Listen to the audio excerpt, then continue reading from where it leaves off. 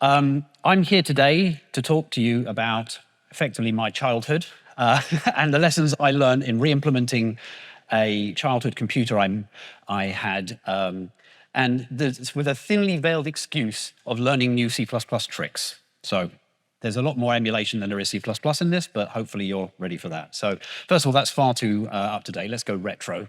That's much better.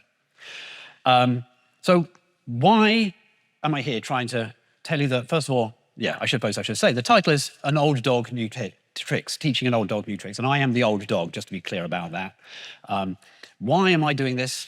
I am sort of midway through a career break, a contractually obligated career break, and so I haven't had as much opportunity to write C++ as I would do normally. And in order to sort of get my eye in and keep programming, I thought I should probably learn some of this newer C++ nonsense that I've been poo-pooing for so many years, right? I spent a lot of time saying, effectively, C with classes is kind of my level of C++, which is not strictly true, but a lot of the newer stuff I'm a bit scared of. And what better way to learn something new than to actually implement something real with it? And so this entire talk is about me re-implementing the same thing twice, once in my sort of standard way of writing C++, I should say, C++, and then me trying to use all of the new cool shiny tools that C++23 has brought along. And of course, having seen this morning's keynote, I'm now thinking how I can use C++26 tricks too. So there's a lot of cool things coming down. So you obviously know me from the website Miracle, the Sega Master System emulator, right? No, okay, I'm joking, because you all, of course, know me from JSB, the BBC Micro emulator. No, so my first love is, in fact, not compilers. It is emulating old computers, and I think, actually, JSB has got more hits than Compiler Explorer has had. At least it did at one stage. I had this big thing. It hit, the register. Anyone know the register? Yeah, and so it kind of got slash-dotted by that, and so I had a huge spike of people interested in it. So my first love is writing old computer systems in JavaScript, which isn't really the best language to be writing systems-level things in. So it seemed like a great choice for me when I was picking a program to write that I had to write twice, to pick something I would love doing, and that would be an emulator. So I picked the ZX Spectrum emulator, as I hadn't written one before, and it was actually my first computer. As a child growing up, on my 8th birthday, I was given a Spectrum. And of course, I tried to sell it to my parents that it was educational, and I was going to learn so many things, I was going to do maths and stuff, but obviously it was used to play video games because that's what you do with computers. But there's only so many games you can afford on £1-a-week pocket money. And so eventually, you kind of look at the manual that comes with the thing, and you start typing in the programs that are in the manual, and then 35 years later, you're standing on stage telling people that this is how your career was picked, right? So that's how it started. I spent like 10 or 12 years making video games, and it was directly because of this computer and other ones like it. I want to talk to you first and sort of try and be a little bit scientific about this, because I have certain preconceptions about C++. And so I wrote down what my preconceptions were before I started writing the modern C++ implementation, so that we can test them towards the end and you can see how I did. So, and you originally said modern C++, but I think modern C++ has come and gone. We've had postmodern C++. Contemporary C++, anyone? I don't know. And Herb says that the 26 is going to usher in a whole new type of C++, and I don't think he's wrong, but I'm thinking we're running out of names for what we're going to call these epochs of C++. So this is what I think of when I see modern, contemporary C++. I think the build time is going to be ludicrously long, and I don't like that. The error messages are going to be absolutely inscrutable, and modules typically aren't saving us from anything because nobody can get them to work. So that's my preconceptions. OK, so I'm challenging myself then to write this emulator and then do a modern version where I'm going to use constexpr and consteval, which I didn't even realize was quite a thing. I'm going to try and avoid template metaprogramming because I don't like it. Who likes template metaprograms? There's a lot of hands going very enthusiastically up. Yeah, a lot of people like that. I don't understand you guys. I'm sorry. I like writing, and actually I was this morning at Herb's keynote when he was talking about constexpr and the introduction of it, and it was like, you want to do sort of metaprogramming tricks, but you want to write them in C++, not in the sort of type system, and I'm firmly in that camp. So When I learned what I might be able to do with constexpr, I got excited, but we might have to do some template metaprogramming along the way, we'll see. I certainly want to learn and use about, I want to use and learn about C++ concepts and modules, and in a longer version of this talk, I also talk about coroutines, which are fascinating, but I had to drop, unfortunately, to fit in the time that we have. So that's what we're going to do. So let's talk about what is inside this Spectrum. What am I going to have to actually emulate? So the Spectrum 48K was an 8-bit CPU. It was developed in 1976.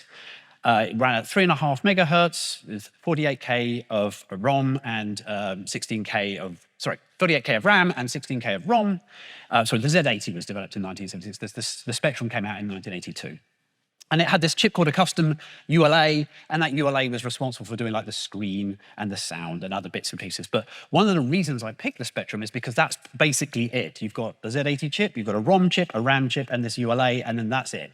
So should be straightforward to simulate compared to some of the other processors that I've had to do along the way. The Z80 itself is an 8-bit CPU. It has a whole bunch of registers where all of the work is done. A, B, C, D, E, H, L, and F. Of course, nothing can be easy. There's nothing as straightforward as just having alphabetical names with no gaps. There are reasons for that. One of the cool things you can do with the Z80 is that you can take two registers, 8-bit registers next to each other and call it a 16-bit register. So you can use B, C, D, E, and HL as 16-bit registers. So that can both be used for arithmetic, but also that's your pointers, right? So you have 16-bit registers that can point to a memory address. So you get all of 64K of address space, hooray. We've got some shadow registers, which are effectively sort of backup copies of the registers you can swap between for the various pairs. There are some genuinely 16-bit registers that include the stack pointer and the program counter, and there are some magical special registers that we don't need to talk about. So let's talk about what a Z80 program looks like. So this might also be able to clear up some things that I used to get wrong, and that is, here we see both assembly code and machine code. And so if you hear someone talking about machine code, what they should be talking about is the numbers over here on the left, the 3EFF. That's the machine code. That's the numbers that the machine sees that tells it what to do. The assembly code is the human readable, LDA, not XFF, right? That is what we would write or see. They're directly mapped between each other, right? I can take 3EFF and I can disassemble it to get the assembly, and I can take LDA, FF and I can assemble it to get 3EFF. Okay, that's just me trying to clear up that point that annoyed me. So it doesn't really matter what this routine does. What I want to point out is that the CPU is going to read the value 3E, and it's going to say, what this means is the next value needs to go into the A register. And so it will read the 3E value, then it will read FF, and it will put FF into the A register. Cool. This next instruction here is a load of a 16-bit value, and it just so happens that the opcode 01 means load BC with whatever's next. So we're loading the value 1, 2, 3, 4. So of course, the values you see in memory are 01, 3, 4, 1, 2. So this is little endian, and we will see the least significant byte first. So that's why the 3, 4 happens before the 1, 2. And there's a whole extra talk into why little endian is the correct endian. So I will take fights afterwards about that. But it is correct. An opcode can be as simple as a single byte. So this byte 02 happens to be load indirect BC, A, which is the same as basically saying treat BC as if it was a memory address and write the A register to it. The pleasingly numbered 3, you can see I've got opcode 1, opcode 2, opcode 3. It's kind of nice how these all fitted together. Increment BC, you can guess what that does. Decrement A, I think you can also guess what that does.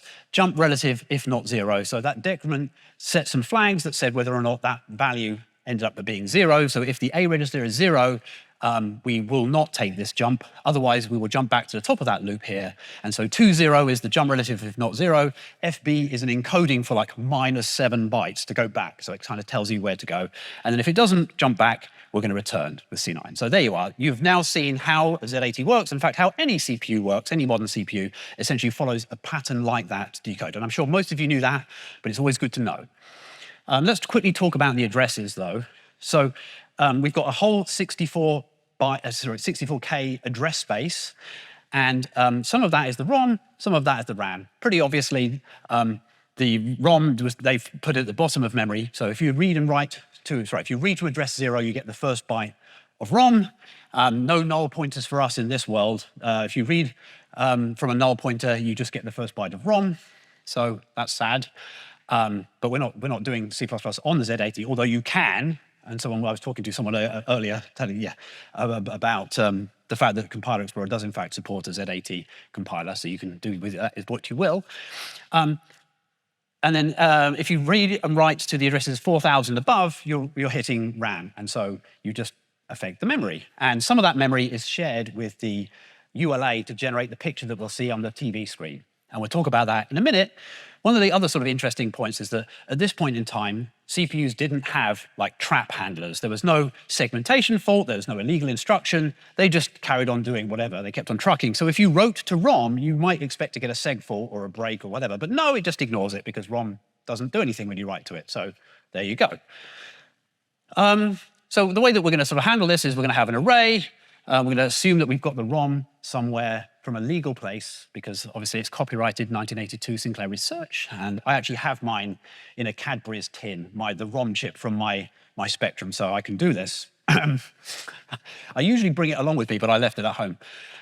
So I'm going to make a 64K array, and I'm going to copy the ROM into the bottom of that 64K array. I'm going to have a function I'm going to use to simulate writing to memory, and all that's going to do is, if the memory is actually RAM and not ROM, then I'm going to update it. Otherwise, I'm just going to ignore it. I need to store my registers. So I'm going to have a 16-bit value for AF, B, C, D, E, H, L, and the other pairs of them. And at this point, I already had my first sort of choice. Is like, I know that I would like to be able to read both the B register as an 8-bit value and the C register as an 8-bit value and the BC register as a 16-bit value. And because I'm an old school hacker, what I want to do is write a union of the uint 16T with a uint 8B and a uint 8C. But you're not really supposed to do that in modern code, because I think it's undefined behavior to read and write to the wrong value inside a union. So that sort of saddens me. So we're just going to have to write functions to do that kind of thing for us. OK. Now we get to write the core of the emulator, which is as simple as read wherever the program counter is pointing at, switch on it. If it's a 0, that's a knob. That's the easiest one to do, right? Everyone should start with a knob. We saw what the opcode 1 was. It's load BC with a 16-bit value. So that's exactly what we're going to do. We're going to read the next 2 bytes and put them into the BC variable. This was load indirect BC, A, so we're just writing to the BC address with whatever the A register is. And so what that AF shifting down 8 is, it's just getting the top 8 bits of the AF register to get the A bit of the AF out. 3 is increment, and then so on. So, you know, you just sit down with the instruction manual in your lap and you start banging these out. How many more can there possibly be? Well, that's not even all of them. Yeah, there's actually nearly 700 documented instructions on the Z80. And the documented thing is key because, as I said earlier, there is no illegal instruction. You can put any sequence of bytes and the CPU will interpret it somehow. And because they're all the same, games programmers, and particularly games programmers, would go, hey, I've discovered if you send this sequence of bytes, I get this really useful side effect. And so they would do that. And then, you know, you'd end up having to really implement more like 1,400 useful sequences of instructions. And that's a lot. So we have a lot to do. First of all, who had a Spectrum growing up? There's like 3 hands and a very sheepish one at the front. Who recognizes this game? Anyone?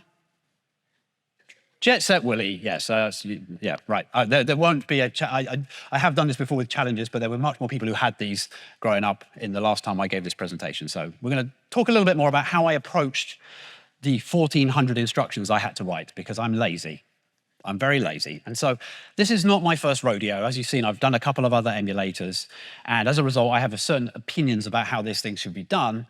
And the typical way that I do this is by writing a code generator. So I get my big list of all of the instructions, and like this table of instructions you see here comes from like an XML document that someone has meticulously put together. And you write some Python code or some Perl code, and you read through all the possible combinations and permutations of them, and you actually look at the string name of the instruction, and you split it on the comma, and you look at the first two, all sorts of horrible text manipulation to kind of intuit what the instruction is supposed to do. And then you generate the C++ code that does that. Now, if anyone's thinking about what Herb said this morning, hold that thought. So that's how I've done it typically. It's either some Perl code or some Python code that generates the C++ code, or JavaScript actually. But I thought I'd go a different route this way, partly because I knew I wanted to rewrite it a second time, and I had an inkling that this was going to be useful, but spoiler, it was not useful. So what I wanted to do instead was to actually do some kind of principled decoding of the instruction pattern. And so what I want to do is I want to write something which is going to decode the instruction into one of these things, which my pointer is lagged.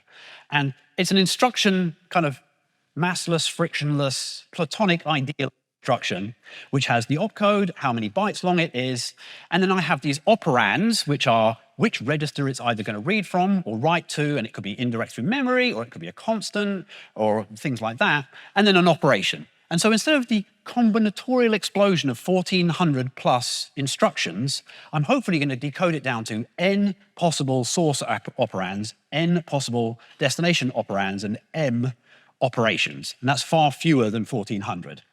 That's the hope. And for example, things like an increment instruction is really just an add with 1. So I can decode an increment as an add with 1, and therefore reduce the number of possible operations I actually have to deal with. So far, so great. Then my sort of execute one instruction will look like this. I decode the instruction into one of these instruction structures. I'll call get operand on the two different types of instruction. Two types of operand, so that will read the relevant register, or it'll do an indirect read through memory, or whatever it needs to do. Then I'm going to execute it. And so by this point, LHS and RHS are just 16-bit numbers. And so I'm going to add, or subtract, or and, or whatever I'm going to do. And then finally, I'm going to write it back to wherever it needs to go to. And that kind of breaks it down into nice, simple steps. Lovely. Nothing is this simple, though, I'm sorry to say. So first of all, this is my first admission. This code isn't actually right, because I discovered later on that incrementing by 1 isn't actually the same as, incrementing is not actually the same as adding by 1. There are actual circuits that can do increments much quicker than it adds, but they don't update all of the flags. And so I actually had to back this out in the end, but we'll get to that in a second. So anyway, my decoder will look something like this, where I want to still have some horrible switch statement, but I can group together a whole bunch of things and just then decode what registers they're acting on.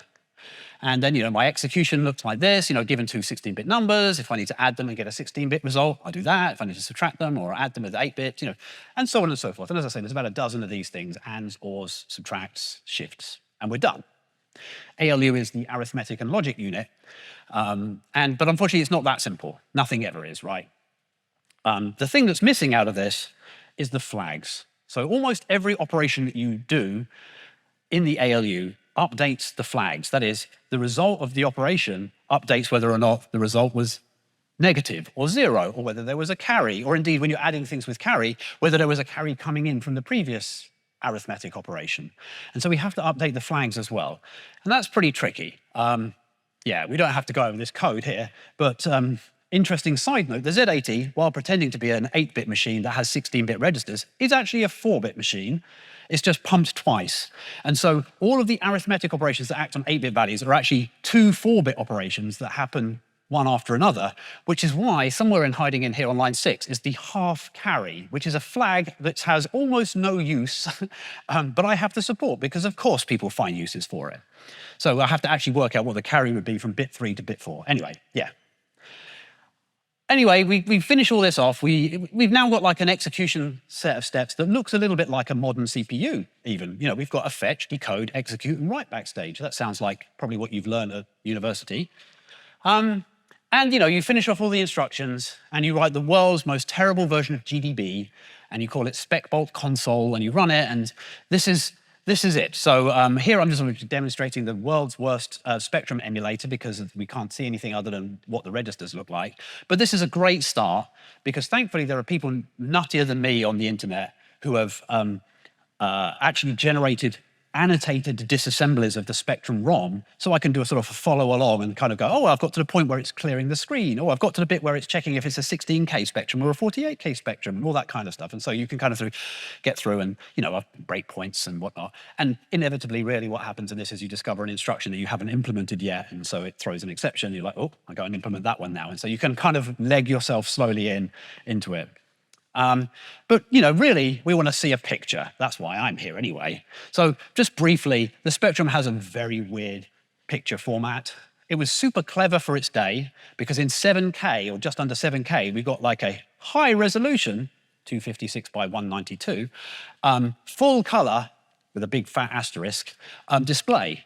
Now, 256 by 192 was high resolution in 1980, but nowadays it's barely a capital W on an iPhone, right? That's the kind of level we've got to now. But you effectively just have to write some code that can take the RAM area of the emulated display, sorry, the emulated memory, and turn it into RGB values by looking up things in tables and whatever. We don't have to go into huge details. And then you can plug it into an SDL app that your friendly AI wrote for you because you don't know how to write SDL. And it looks something like this. We're just basically going to sit in a tight loop, waiting for the time to draw the next frame. Once a 50th of a second has passed, then we run 1/50th of a second's worth of CPU instructions. Then we read out that area of the memory that corresponds to the picture, turn it into RGB, and send it to the screen. And at this point, you've been patient enough that obviously I'm going to have to do a demo. So the first thing we're going to do, oh good, I'm glad that worked. Hooray. So this is what greeted me on my 8th birthday. Who else has a very sort of soft spot for this? No, they're probably just my friend over there. Yes, yeah, okay, it's just us old farts here. But anyone of a certain age will have done this. They would have gone into Dixon's or some other, department store or similar. There would be some kind of program running that was demonstrating the capabilities of this spectrum, and you would have broken into it and you'd have done something like this. Matt is cool. 20 go to 10. And then you'd have run away giggling, knowing that the poor people who worked in the shop wouldn't know how to stop it from doing this. And there were loads of other things, like quick things you could type in. So this is incredibly important to me to be able to reproduce. And so literally this is text editing in the 1980s. And it's terrible. I mean, I'm wearing the shirt, right? And each of the keyboard buttons has a different keyword on it. So you have to know that to get the word poke, the keyword poke, I have to press the O key, which is not straightforward. So, and print is P, thankfully. And there isn't even a delete key, it's shift and 0. I mean, it's painful. But, but as we said, no one really did that. What we really did was play games. And now, oh yeah, I don't know if, oh no, the sound's not coming out of the right. Anyway, you all can hear the hideous sound coming out of my computer. Sound was not very high tech in the 80s. So it literally had a beeper. You could turn it on and you could turn it off. And so to make sounds like music, you had to run some really complicated interrupt routines. But anyway, this is not why we're here. I'm going to turn it down. Actually, it's too deafening even for me. But this is the point in when you're writing an emulator where suddenly you go from being quite productive to incredibly unproductive as you try and kid yourself that playing Manic Miner for 4 hours is just soak testing the emulator. Now, earlier I made the mistake of practicing this talk and I nearly completed the first level, first go. So I'm not going to do it now, otherwise we'll be here forever. All right, I died, right. So, fantastic. This is one of the reasons why when people say to me, I want to learn a language, what should I do? I say, write an emulator, because once you get to some point, suddenly you have this whole catalog of games and things that you can play, and you can justify that it's all for science. Okay, it's fun when it goes wrong. So now we're at the level where earlier on, you may notice this doesn't in fact say copyright 1982 Sinclair Research Limited. This was, you've got your bits the wrong way around. That was a fun one. That was easy to debug. This one was an absolute dog to debug. This is Elite. Who remembers Elite? You've probably seen it on various platforms, yes. When I discovered what this actually was, it was a miracle that anything worked. I basically switched around 2 registers. I got 2 registers the wrong way around, but it didn't matter for almost everything until we got to this point. And then somehow, the ship, this is meant to be a 3D ship that you see sort of rotating on the screen. And in fact, it's just a horrible exploded mess. So you become really good at debugging other people's code that you don't have the source code to anymore, which is, a fun thing to do of its own right. And yeah, if you saw the debug console that I had, that is an investment that's worth its weight in platinum. Any time you spend writing a debugger for your emulator will pay off, because otherwise you've somehow got to solve this. But writing tests is the right way to go, coincidentally. This is of no surprise to anybody here, but I didn't do it quite as much as I perhaps preach on some social medias and things. Writing tests is worthwhile. Catch-2 tests, targeted catch-2 tests allow me to test out the ALU and make sure that all the arithmetic operations were working about right. And then there is actually a sort of comprehensive CPU exercising test that's written in Z80 assembly. And you can assemble it, and then you run it, and it kind of outputs a CRC of all these random operations it does, and then you can check it against the known good, which means that if it succeeds, you know that you're compliant. If it fails, good luck debugging why the hash is different, right? It's like, oh. But it does. So overall, it was about 3,000 lines of code. The decoder was much bigger than I thought. As I just said, the increment was not as nice as I thought it was going to be. It ended up being an add. It wasn't an add with one. It was actually different. There were a whole bunch of other instructions that look on the face of it like they should be able to be phrased in a common way, but they were not. So it blew up and it got complicated. Some of the code will be shareable with the next implementation. Like I'm not going to rewrite all of the ALU operations and the things that happen in the flags register and all that kind of nonsense. So let's talk about the build times, because these are the things that I'm measuring, right? Again, I'm trying to pretend this is scientific, and it isn't. The build times on this laptop here, which is pretty old, were like, what I wanted to really care about was not the overall build time, but more like, if I were to make a change to a test or a change to the core of the Z80 with a corresponding test, how quickly would I get a green light back saying my test had passed? And the answer is somewhere between 2 and 4 seconds. And that's my happy place. If I can sit there and just press the button and say, go, go, go, I'm just hitting Control F5 the whole time, kind of like, oh, I make a change? Yes, that's good. So that I love. I did not love the code generation. So now we're into x86 assembly. I can't not have x86 assembly on slides. It's a sort of contractual obligation. But this is the code that it takes to execute one instruction. And you don't have to look at it. It's just pages of stuff, and it's calling all sorts of functions. It didn't inline them. It didn't think it was profitable to do. It wasn't very good. I was pretty disappointed with how bad this code was, as I was hoping this would be a simplification and that lots of cool things would follow, and it was not. What I did like is that it runs 100 times faster than a normal Spectrum, even though it looks terrible. The code looks terrible. So I'm pretty happy with that. But overall, it was a bit disappointing. I was expecting it to be faster, and I was expecting it to be easier to do all of the decoding and whatnot. So, but I had my baseline now. I have my first implementation, and now I wanted to really get to task making a modern C++ version. So what does that look like? Recognition there. So what did I learn in writing the first version? Well, first of all, that my assumptions about how to decode instructions were wrong, and it wasn't as straightforward as I thought it was going to be. And I hated the code generation. So I really wanted to have a think about how to do it better. And so what I really want to do, this is where I was going with the decoder, is that I would like to have ideally used that code to do this, which is to say, I wanted to turn the decoded instruction into kind of a perfectly specialized function, one for every possible opcode that does exactly what that opcode is supposed to do. So I would decode the opcode. So I pick one of the opcodes, 52. I would decode it. I would find out it was like, oh, this is read the A register, add the B register to it, and store it back in the A register. Okay, having decoded that, I should be able to build a function that does exactly that, and then return the address of that function. And then I can put that in the 52nd, that's how we say that, 52nd entry in an array. And now I can dispatch to the right function just by looking up the opcode in a table. And I thought I can do all these things, mainly because I'd seen Hana Dusakova, who's going to get a lot of shout-outs in this talk and other talks. Her compile time regular expression library effectively takes a string, which is the regular expression, and turns it into a function that you can call that is essentially a compiled matcher for that string. I thought, well, all I need to do is take my description of what the instruction needs to do and compile it into a function that is the load BC with HL function, and off we go.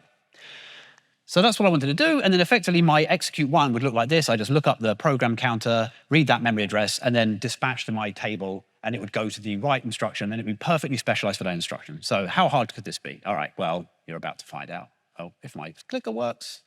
All right, I apologize for the blink tag down here, but I wanted to make sure that A, we stay in the theme of Spectrum, for those of you who remember the flash color in Spectrum, but also to point out that this is not valid code, right? This is now the admission of, I don't understand how modern C++ works at all, and I hit a wall.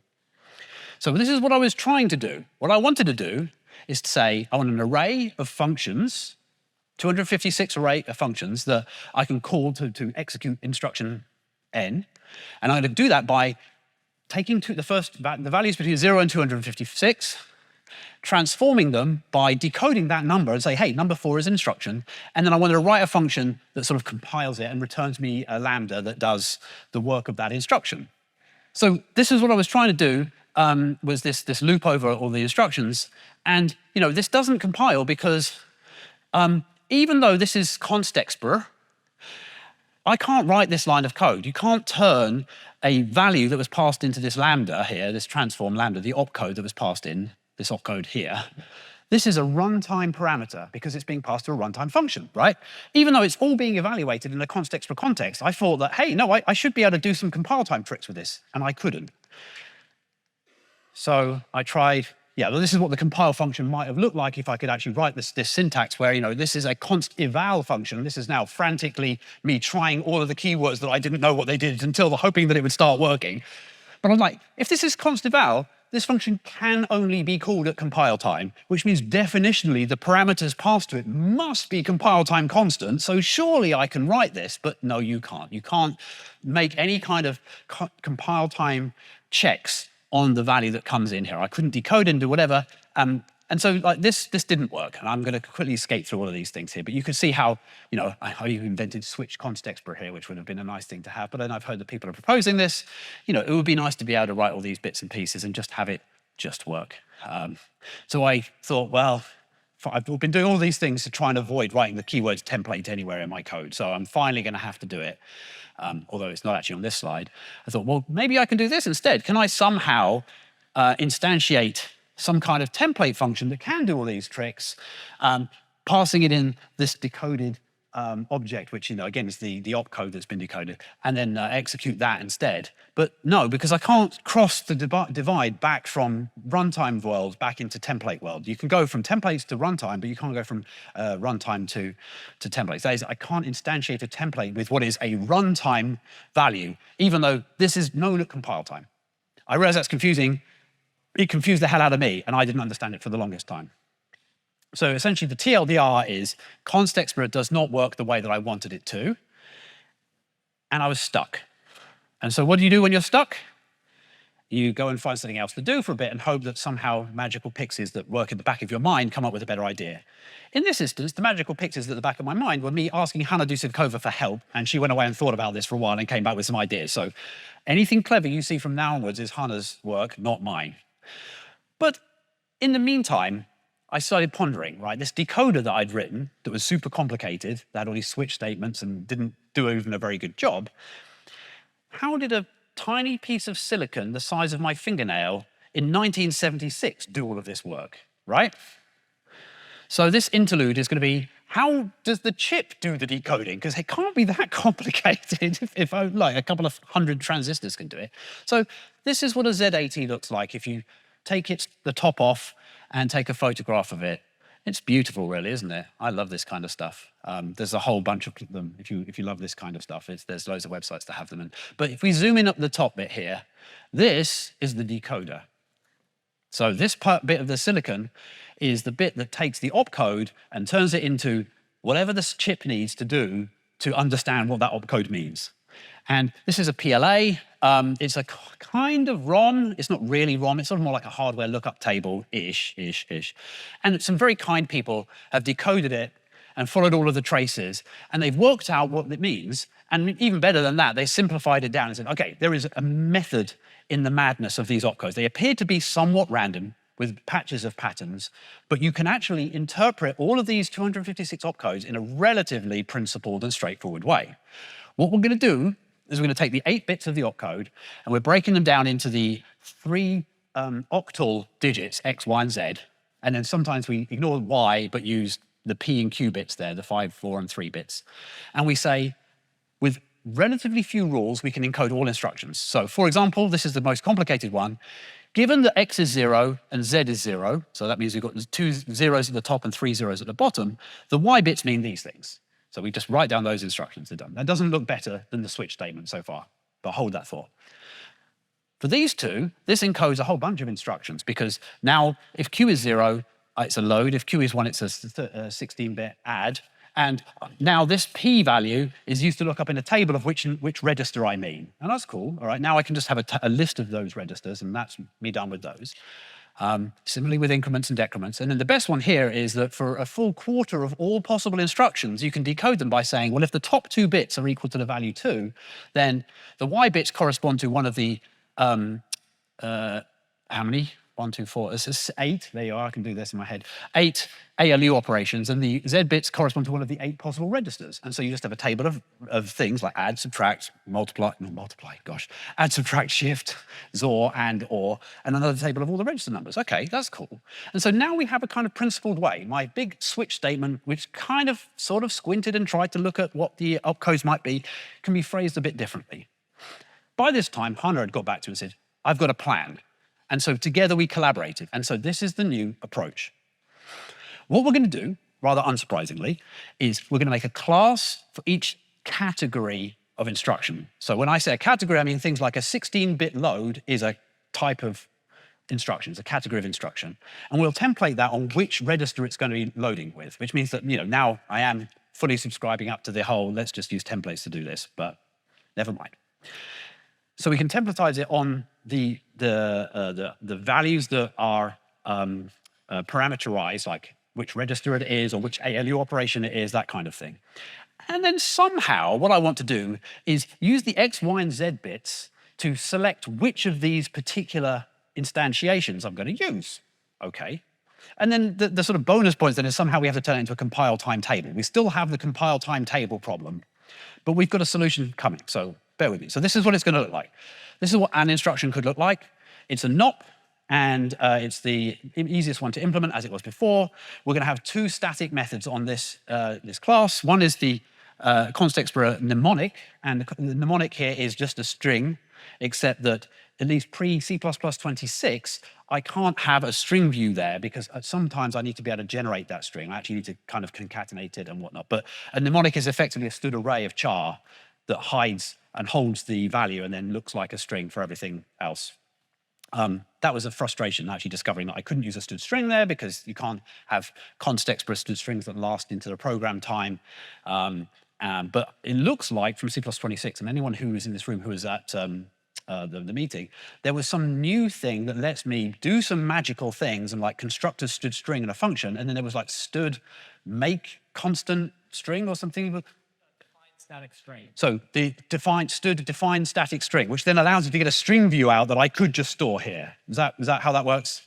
Yeah. Yes, perfect. So that solves a number of problems that I had from before. That's great. So and then we have an execute function as well. So obviously the mnemonic is useful because when it crashes and goes wrong, I want to be able to print out the disassembly of what the heck I was doing, and then the execute obviously does the work. Let's look at a more interesting one. This is the 16-bit load immediate, and it's templatized on the P bits, and the P bits tell us which of the 4 possible 16-bit registers this is going to load from. And so here's an example where we have to construct a string.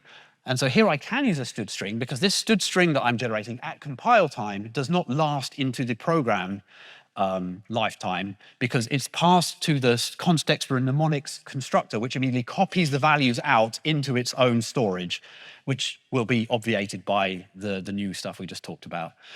So that's the name. So if I got highlights, I have. Good, I forgot about that. And then the execute is as simple as look up in a table which register is the low for this P value and which is the high for this P value, and read the immediates and put them into the register set. Super, super simple. And all of those table lookups aren't real table lookups. They're not like runtime table lookups. They're all constant constexpr, all the things, to make it so that those values are just compile time known. And so this compiles to literally nothing. It's beautiful. So how do we select which of these many classes? So, obviously I showed you a NOP, I showed you a load 16-bit, there's going to be add, subtract, multiply. I keep saying multiply. I keep forgetting that this is the era of computers that did not have multiply instructions. You had to write your own multiplies. But all of the basic operations, how do I then map an opcode, being like one of the 256 possible opcodes, break it into the X, the Y, and the Z bits, and then say, well, which instruction should that go to? Well, we had a cute idea. What we're going to do is we're going to have a single constexpr instruction variable, so a variable that is called instruction. I should be clear about that. And what I didn't realize is you can specialize a templatized variable. And because it's constexpr as well, this is only available This is definitely going to happen at compile time. And the other interesting thing is that the type of that variable can vary depending on what it's specialized on. I assume that because I've declared a variable called instruction, it should just be the same type. But no, you can just keep defining different overloads for that, and each one can be a different type. So that means that I can have an instance of my instruction category class specialized for that particular instruction and refer to it as instruction angle brackets 12 or whatever to get the right value. It's fantastic. I'll show you what I mean. It'd be easier with some code on the screen. So the first thing I'm going to do is I'm going to have something which says there is no instruction here. You haven't written this one yet. It should be a compile time error. So I'm going to delete the constructor even for the missing instruction. And did you know that you can put a little string in here now? That's kind of neat and cute. So you can put a reason for why you deleted the constructor for something. The base case here is that for every opcode ever, and opcode is just a little tag type that has X and Y and Z and P and Q sort of broken out to it, but it can be constructed from an integer. So it's morally, it's an integer. But for all opcodes, it's missing. You haven't defined it yet. That's the base case. And now we can use concepts to write down the requirements, and they're phrased almost exactly like the website that I nicked all of those decoders from, right? I just literally copy-pasted the website in and then changed it to say requires and put brackets around it and amps, and we were done. So what I'm saying here is that if you try and look up an instruction and the opcode that you have has an X of 0, a Y of 0, and a Z of 0, you will find an instance of the type NOP, fab. If you have X equals 0, Z equals 1, and Q equals 0, well, then you'll find an instance of the load 16 immediate operation, but it will be templatized on the particular register that this particular instruction needs. And so you go through the rest of them, there's about 24 now. It's not 1,400, but 24 of them, and that covers all of these cases. And now we've got an instruction that I just need to somehow work out how to look up at runtime the nth version of. And that's where the trick comes in. So this is the tricky bit. We have my instruction, and I want to turn it into a table where I can just look at the nth value and get the nth instantiation of that compile time constant. How to do this? There's a trick. This is exactly the kind of thing, honestly, between you and me, that you turned me off about template metaprogramming, is that there's so many things where someone goes, there's a trick for this. And I'm like, I don't want there to be a trick. Can't I just write my loop over all of them and just generate an array and be done with it? But no, I couldn't. Maybe, though, again, so this is foreshadow, not a foreshadow, post-shadow. What is the opposite of foreshadow? Call back to, I suppose, Herb's talk this morning. My mind has been racing about how we could use reflection to do all of this in sort of more traditional C++ throughout, rather than me having to instantiate things. Anyway, talk to me afterwards if you're interested in that kind of stuff. How do we write this instructions table with what we have available to us now? So here is the trick. We're going to make a parameter pack of the values 0, 1, 2, 3, all the way up to 255. And then we can use pack expansion to expand out that parameter pack to give us essentially a comma-separated list of all of the instantiations of instruction, 0, 1, 2, 3, 4, 5, 6, whatever, and then that I can put into an array. So this is how it's going to look. We're going to have this questionably complicated code where std make index sequence makes me a type that has in its parameter list 0, 1, 2, all the way up to 255, which means that if you have a compile error in here, the output is pretty massive because the name of everything is std index sequence of 0, 1, 2, 3, and you've got like 12 pages of it. So I was complaining about large error messages. This is the one time it was actually bad as opposed to pretty good. And we're going to pass in this value that this makes into an immediately invoked function expression. So it's just a lambda I'm passing it in. And I don't even care what the value is, because the value is not the important thing. What's important is the tuple, effectively, of numbers that are in the type, which I can then drag out into a parameter pack. So now num is a parameter pack of 0, 1, 2, 3, 4, 5, 6, up to 255. Finally, I can make a lambda for each one of the numbers that's inside this parameter pack. And that lambda is going to look up the relevant instruction. This is the bit I was trying to do before. It's going to look up the relevant instruction and call its execute method with the Z80. And then I use the ... there to expand it out for every possible combination. And hooray, we found our trick. We end up with our instructions table being an array of 256 pointers to bespoke implementations of each instruction specialized for that particular instruction. It's wonderful. Coming soon, you'll be able to just write this although you still have to be in a template context to have this work. Although apparently somebody just contacted me and said, hey, do you have that example? Because I think we can do it without that now. So that may be changing soon. So C++26 maybe has some cool new things happening on that front. So does this work? Yes. Yes, it does. It was painful, and I needed a lot of hand-holding, a lot of help, but we got there in the end. The code looks gorgeous. And by the code, I mean the code that matters, the assembly code, because all of us print off our assembly code and admire it, right? It was so small that I could actually bother to annotate what every single instruction was doing in this execute one. It's so much smaller than the other routine you saw. And so all this is doing a bit of housekeeping and then jumping to the right implementation at the end. And if you're worried that the implementation looks terrible, this is what exchange AF with AF prime looks like. It's 4 instructions. It's about the minimal you could possibly do this in. It's like read AF prime, and store them back the other way around. That's exactly what you want this to look like. I left this in so that, amusingly, I could show you how long the name of the function is. So this is do-ba-do-ba-do, and look, he's got the name in the middle of it. It's beautiful. And look, 0, 1, and there's some other encoding of it. And at one stage, it used to have the 0, 1, 2, 3, all the way up to 255 thing, and I was like, oh gosh. But you don't look at that bit. You shouldn't look at that bit. A more complicated thing, this is probably one of the most complicated things I show, this is what a 16-bit add actually looks like. And so again, we've got like a kind of a bit of a string here. And by this point, by the way, I've made this sort of generic instruction lambda thing, this op here. You can't really see it there. This is a lambda that, it is a template type that takes a lambda as one of its parameters, so I can write arbitrary code in the middle of this. It's kind of getting quite sophisticated. I got excited eventually. And so this is what we have to do. We have to read the low, the high, we do some work with it, and it compiles down to this, which is, again, just chef kiss level of like code. It's just, read BC, read HL, add them together, store them out, account for 7 cycles, and some flags handling, which I will do this.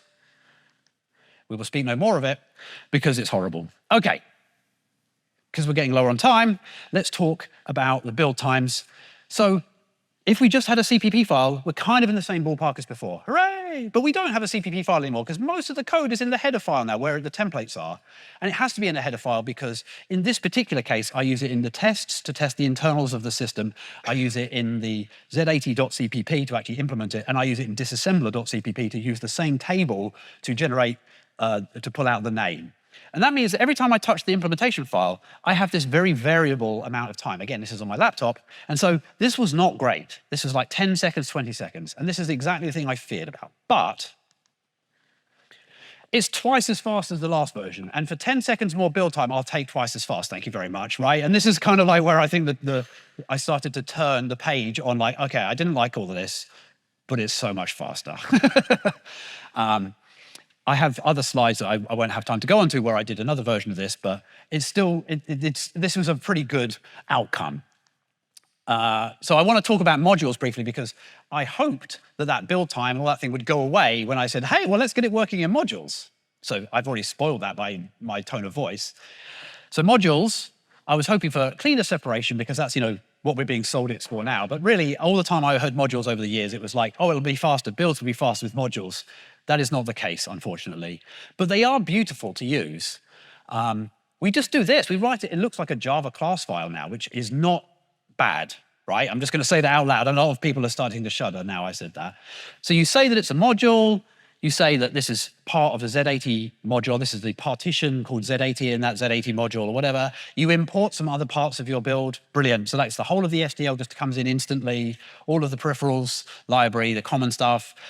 This colon bit here, import colon mnemonic here is like another sub part of the module that I'm currently in. So you can kind of break up a module into smaller pieces.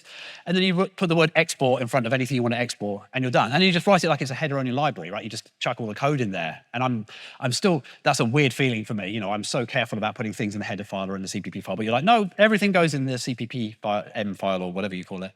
And then to build it, I just said type CXX modules, and the CPP M files are just that file. And then at the end of it, I actually hash include the regular CPP file, which is a bit of a hack so that I can switch between modules and non-modules. That was painful, and I have got a branch where I went totally all in on modules. Didn't materially affect the conclusion I'm about to come to, and that is that my slides are going to skip. import std did not work for me. There's all sorts of hacks to CMake to try and make it work. Because first of all, there are lots of macros in the C++ header files, erno and offset of, and erno is really useful to get hold of, but std erno didn't work, and it's a macro, right? And offset of is similarly a macro, so I had to do some magic to get those working.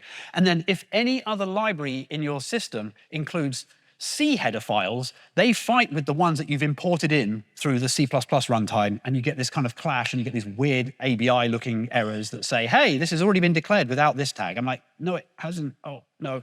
And I asked for help on the internet, and people said, oh, yeah, we're still looking at solving this problem. I'm like, how is anyone using this? If you can't include like SDL or whatever, how do you get this working? So I was unable to get it to work with the import std. So I had to turn that off and just go back to using regular hash include for those headers. There was still a problem. And this is more probably a usability problem on my side. And that is that, whereas before, if you had like 10 components in your Z80 directory and mnemonic.hpp, which defines some useful class that they all use, you would all include mnemonic.hpp. And it may have a CPP, it may not have a CPP. That's fine, right? If you changed mnemonic.hpp, mnemonic.cpp would have to build, but so would everything else that included mnemonic.hpp. Fine, fair enough, you changed it, right? They'd all build in parallel, right? All those 8 files would be given to the build system at once because they all look at the HPP file and then they do their work, and then the linker does the work of actually going, oh, there's only one of these, or how do we mesh them together? But now we turn hash include mnemonic.cpp to import : mnemonic. And that's cool, but that import there is a bit like linking with the library. And so now I have to build the mnemonic module or submodule before I can build anything that includes the module. And so it kind of serializes the build. And so whereas before, anything that was previously only depended on headers of stuff, they could all be built in parallel. Now they have to wait for the module that contains their implementation to finish building before they can start building. And so my build time's doubled. That's the short version. And I spent some time with this, and I couldn't solve this problem. And part of it is probably I'm just laid my code out wrong, but I had 2 separate people come in and take a look at it, and neither of them could work this out either. One of whom's writing a book on modules, so I'd be interested to see how that comes. So that was a shame. I love the modularity. We need more experience with this. Tools will have to get better as well. CMake is still a bit on the fence. I tried it literally the day before I came out again with, and I couldn't get it to get any better than this, but this is based on my April era CMake. So I've got very little time left, but I have a couple of other things to talk about, and I want to have a couple of minutes for questions. So quickly, and this isn't really part of C++, but what I was thinking is that these slides that I'm showing you here are, this is reveal.js, so everything in here is in JavaScript. And if it was any of my other emulators, what I would do at this point is show that I could run the code inside my slides, because that would be cool, right? And so I'd love to be able to do that. I'd love to be able to just click on one of these screenshots and start playing the game in my slides. And of course, thanks to the magic of WASM, I can. And so I'm going to just get killed there, right? But so you can build your code for WASM pretty straightforwardly, much easier than I thought. You need a sort of sysroot and stuff. WASM is kind of 2 parts. WASM is like an architecture, so it's like building for a new CPU, but it needs a runtime, and that runtime is sort of 50-50 split between a bunch of C++ code that pretends to be libc and all the things that go with it, and then a JavaScript set of components that pretend to be like a file system that's actually in the browser, and things like that. So you hack up some bits and pieces, you end up putting some magical things like clang export name, and that makes it magically available inside of the JavaScript side of things. You do some magical thing. I'm going to keep clicking over these because I just don't have time. I wrote a quick class over this. This, again, is a great opportunity for like Herb Sutter, the spirit of Herb Sutter, to jump up and say, like, hey, you could auto-generate this from the API and see using reflection, which I absolutely could. The neat thing here is that like the RAM that you give to your C++ program is sort of ring-fenced. And so it includes not only the RAM of the computer, but anything else that RAM of the emulated computer, any other object that you want to like have at global scope. And so I can just take I can find out where that buffer is inside the memory of the WASM side of things, wrap it in a JavaScript uint8 array, and now it's an RGB image I can throw at the screen. It's brilliant. So that's what I did, and that was pretty straightforward. And of course, again, I'm contractually obliged to show you a web browser with some assembly code in it, except that this time this is actually Chrome disassembling the crashing WebAssembly that I had inside of it. So that's a bit more fun. It runs up to 100 megahertz. That's a third of the speed of the native version. I didn't really try very hard to make it go faster. I just wanted to get it to work at all. You can go and play it at spectrum.xania.org. And C++ is the future of web development. You heard it here first. All right. Yeah, we won't talk about that. There's too many things on there. Let's talk about the conclusion. Is there hope for me as an old dog? I hope so. I've learned a whole bunch of things about how templates work. But the biggest thing I want you to take home today is that, especially if you're my kind of age and you've been doing this a long time, it's very easy to forget that it used to be difficult to program. It used to be hard. And when you're learning to do something new, it's really, really uncomfortable. The number of times I wanted to give up on this, the number of times I said, this is a stupid language, I've given up on this, why would you bother doing this? I can't tell you how many times I said that. It was so frustrating, but ultimately I crossed that hump and now I'm like very happy that I've learned something new. And I think it's easy to forget if you get comfortable like me. I know how to program C++ the way that I've been programming it for the last 20 years. Why would I change? It's worth it. It's definitely worth it. And for the younger folk in the room who always feel uncomfortable that they're learning things that they think they should know, have some sympathy for us old farts that have forgotten what it's like to be in your shoes, right? We're sorry about that. It gets better. Challenge your assumptions. That's always worth doing. Do things that bring you joy, right? The only reason I got through the frustration of like the stupid template errors was because I was writing a Spectrum emulator and I was having the time of my life doing it. And, you know, testing is always worth it. I have to put that in for other contractual reasons. Quickly, preconceptions. Long build times, bad error messages, underbaked modules. Build times, they did get worse. I think there are ways that I could have improved it still. And I think there are ways that I could prevent it from being a knock-on effect style thing. I think anything that was using that Z80 wouldn't need to care that the Z80 took 10 seconds to build and then I could isolate the rest of the program from it. It just means that me working with the Z80 would be suffering. But for 2x speed up, I'll take it, actually. So maybe it doesn't matter. I think the thing that I get is when that bloats across the entire code base and everything takes 25 minutes to build regardless of the change size that you do, but I think you can manage that. Okay, bad error messages. By and large, apart from the 0, 1, 2, up to 255, everything looked great. I can't even remember why I picked this particular error message, but like it makes sense. It says what it needs to do. It puts a line under the thing that's the problem. It's great. As you saw in the other thing that I clicked on earlier, Clang is even decoding the fact that in here, this mnemonic, this std array, has a constant, a string constant. It guesses that there's a string constant and prints it out. It used to just put a big list of, you know, the ASCII values, which made it absolutely unreadable. But now I've got a crash with the name of the symbol of the instruction that's running in the middle of it. There it is. Modules are nearly ready, which I think probably for the last 4 years, people have stood up on this stage and others like it and said the same thing. I should say that my experiences are Clang and GCC. Microsoft Visual Studio may be different. I think we need some guidance from the elders of the community to come up with best practices. I didn't like the tooling. I didn't like the lack of constexpr support, and compile time strings are non-existent, although maybe there's something coming down the pipeline that will help. I did love the performance and learning new things. So I'd like to thank Hannah particularly for taking the time to teach this old dog some new tricks, and I will, now they're in my little arsenal of tools, I think I'll be using them a lot more than the other folks on this list here, and I exhort you to go and build something cool and interesting that brings you joy. So thank you very much. And I will have time for questions after this. 2 minutes, perhaps.